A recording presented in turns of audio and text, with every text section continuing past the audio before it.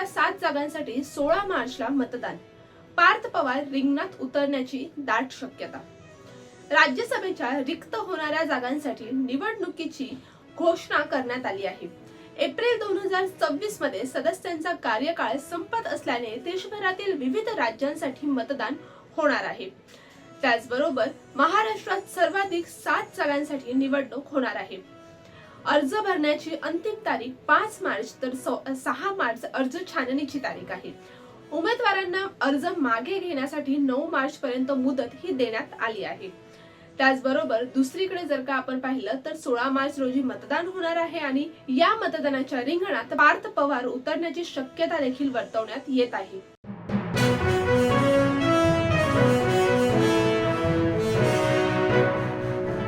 रुपाली चाकणकर यांचा रोहित पवार यांना टोला.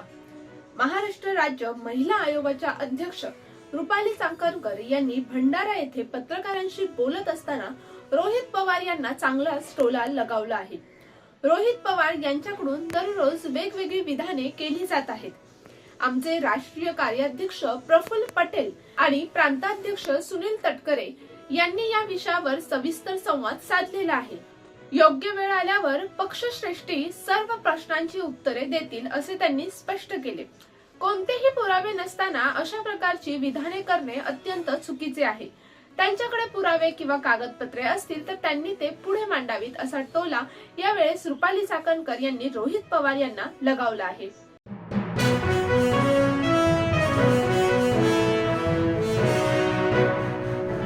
विमानाची शेपटी सुरक्षित तरी अमोल मिटकरी यांचा थेट सवाल.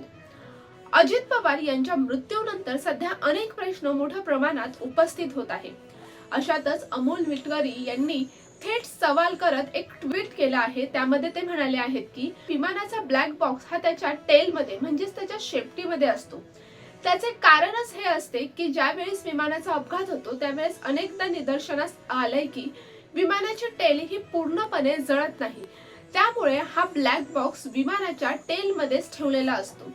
अपघात झालेल्या त्या विमानाची शेपटी तर पूर्णपणे व्यवस्थित आहे, ती अजिबात जळालेली नाही. त्यामुळे ब्लॅक बॉक्स काहीही डॅमेज होण्याचा संबंध येत नाही. तसेच ब्लॅक बॉक्स हा असा बनवला असतो की ह्याला हाय टेम्परेचर मध्ये सुद्धा कितीही आग लागली तरी ते जळून खाक होऊ शकत नाही. आता हा प्रश्न असा उपस्थित होतो की अपघात झाला त्या विमानाचा ब्लॅक बॉक्स कसा जळाला असा थेट सवाल अमोल मिटकरी यांनी उपस्थित केला आहे.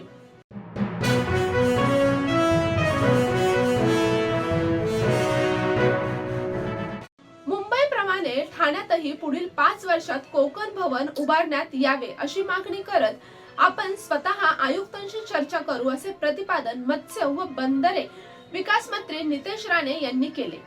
ठाण्यातील शिवाजीनगर येथील मालवणी महोत्सवात ते बोलत होते.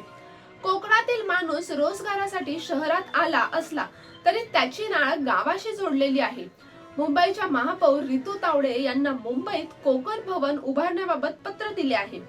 त्याच धर्तीवर ठाण्यातही कोकण भवन व्हावे. आमदार संजय केळकर यांनी आयुक्तांशी भेट घ्यावी असे राणे म्हणाले आहेत आणि पुढे मी देखील आयुक्तांशी बोलेल असे देखील नितेश राणे यांनी स्पष्ट केले आहे.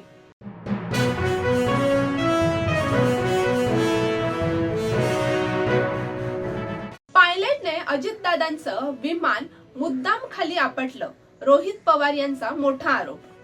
राज्याचे दिवंगत उपमुख्यमंत्री अजित पवार यांच्या विमान अपघाताच्या दिवशी बारामतीत व्हिजिबिलिटी म्हणजेच दृश्यमानता कमी असतानाही वैमानिक कॅप्टन सुमित कपूर याने विमान माघारी न फिरवता खाली उतरवले.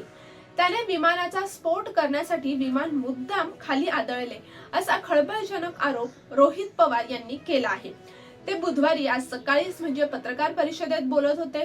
त्यांनी अनेक मुद्दे यावेळेस उपस्थित केले. यावेळेस रोहित पवार यांनी अजित पवार यांच्या विमान अपघाताबाबत आणखी नव्या शंका देखील उपस्थित केल्या आहेत. यावेळेस त्यांनी विमानाचा पायलट सुमित कपूर आणि VSR कंपनीवर देखील गंभीर आरोप केला आहे. त्यामुळे आता हे प्रकरण नेमकं पुढे काय वळण घेतं हे पाहणं देखील महत्त्वाचं असणार आहे.